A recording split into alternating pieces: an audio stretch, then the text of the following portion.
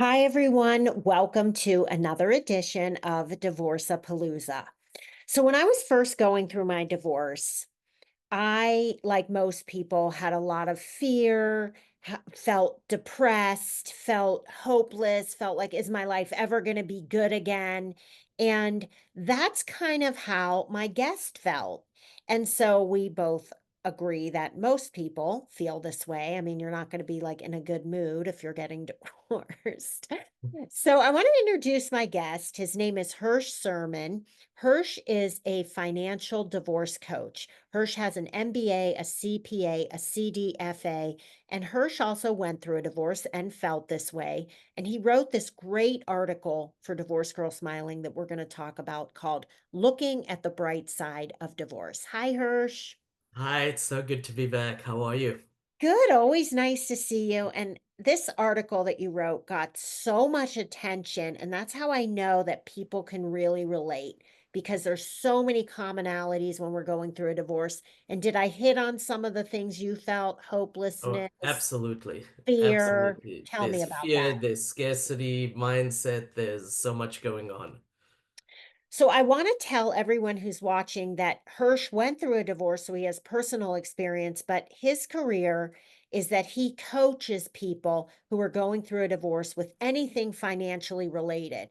Hirsch can do your taxes. Hirsch can tell you, he was telling me this morning that he has a client, he just caught a big mistake in the marital settlement agreement and is trying to help the person rectify that bad situation. So he's kind of like a person who can hold your hand and tell you what to do so you end up getting the best financial outcome possible. Did I describe it pretty much in a nutshell? Definitely, yeah. My goal is to optimize your outcomes for sure, Financially. Well, financially. oh, It translates into a lot of other areas of your life because sometimes life costs money, so it does translate into other areas as well.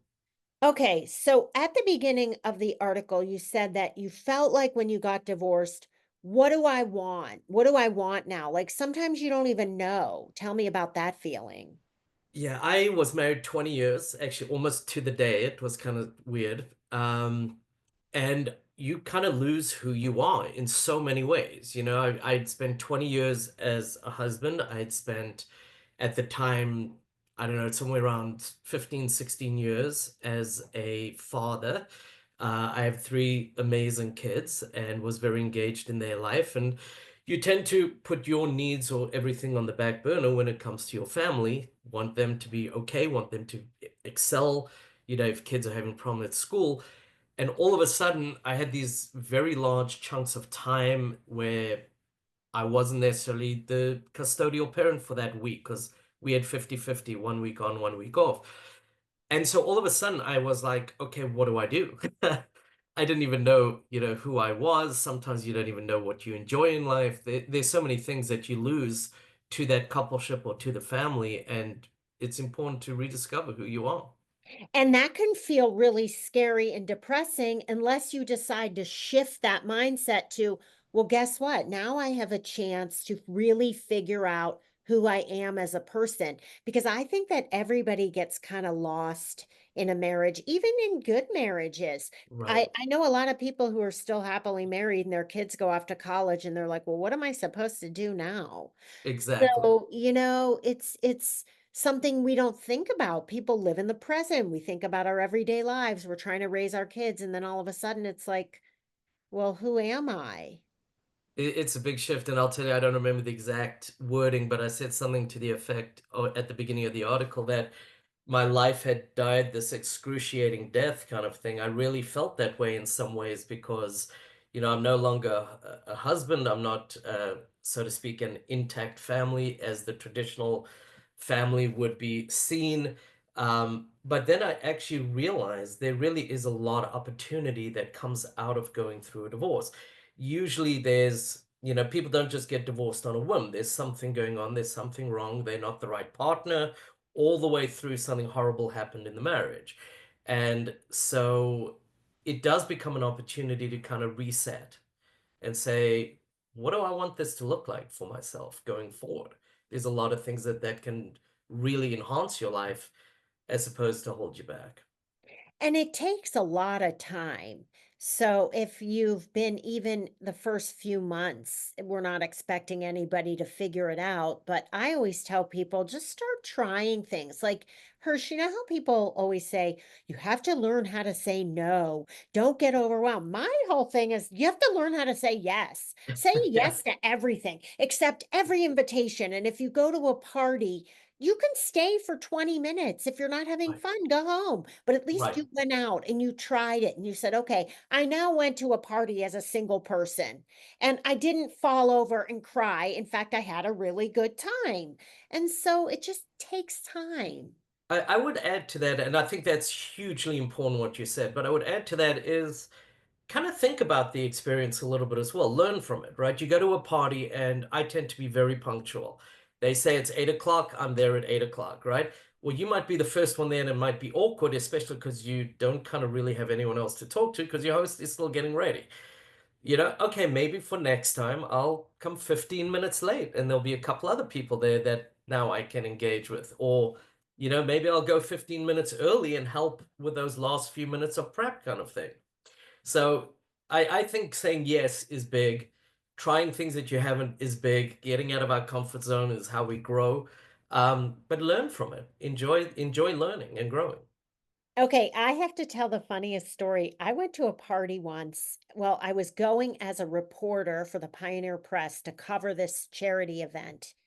And I get there early and no one is there except one person is there. And you know who it was? It was Andrew Shue, who played Billy on Melrose Place. And Hirsch, I literally was like, oh my gosh, I had total FaceTime for like 45 minutes with Wow. Andrew Shue. We took pictures together. He asked me for a copy of my book. It was my second book at the time. I gave him the book. He was holding it the entire time at the party. I kept looking over. I'm like, he still has the book.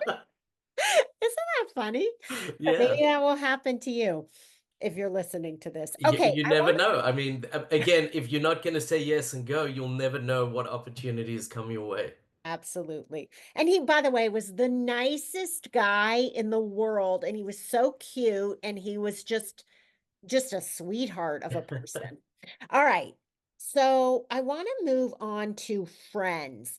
You write in the article that you really learned who your real friends were and who some friends weren't real friends. Yeah.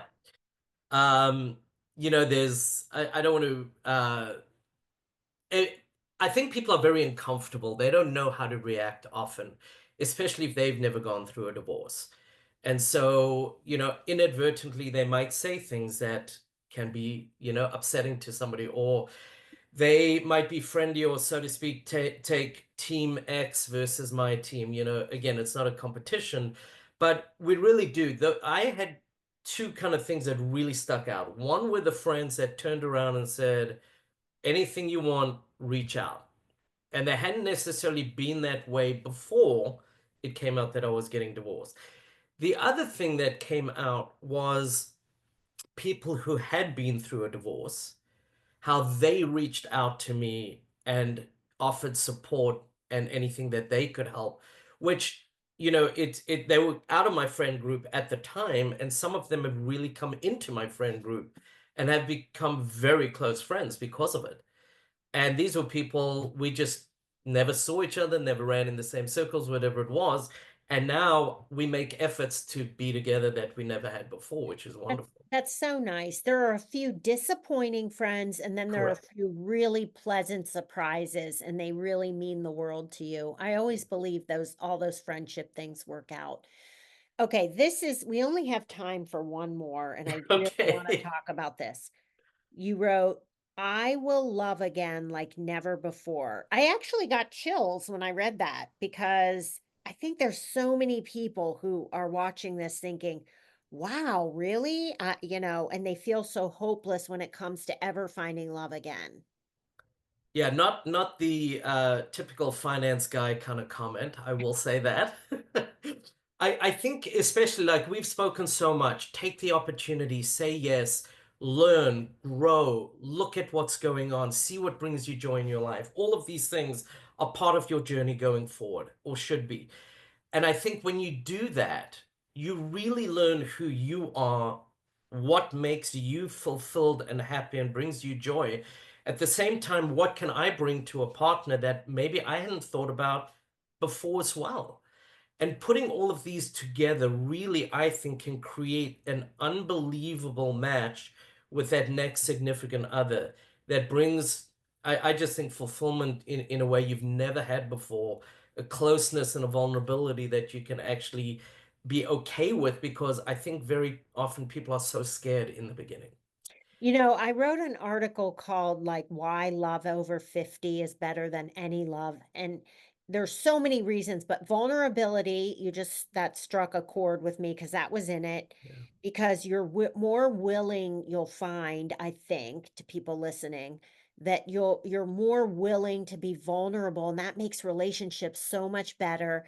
But also, don't you feel like you have so much more gratitude Oh, for for the sure. relationship? So you're just so much. Maybe that shows through, but I want people watching to really listen to Hirsch and I because we've both experienced it, and it's gonna happen for you if that's what you want. But I will say it doesn't happen right away, and you have to do the work involved. In other words, therapy, maybe some divorce coaching, maybe getting more into faith and religion, whatever it is you want to work on to be happier, you will find love like never before if you're happiest with yourself first. Absolutely. I love the way you put that. That's a great way to close this. Thank you so much for being here. I just love this article, and I've known you now for a long time. I Yeah. want to tell everybody watching, Hirsch and I met through my old career before, well, I had Divorce Girl Smiling, but I had a full-time job, and Hirsch and I met through that like maybe like 7 years ago. So it's been a long. Somewhere around there. It's been a while. It's been great. Yeah. So I feel the same way, and I want to tell my listeners and viewers where they can find you, Hirsch. What's the best place if they want a consultation about getting help with the financial aspect of their divorce? So the easiest way is to go to my website. There is a contact me section that emails me. Will give you a little section to say what you're looking for. The website is lifecycle.financial. There's no .com anything. It's just lifecycle.financial. And you'll get to my page. There's a bio on me. There's some articles that I've been writing over the last 4 years. And then you can reach out through the website as well. And you can also find Hirsch in the trusted professionals section of Divorced Girl Smiling at divorcedgirlsmiling.com.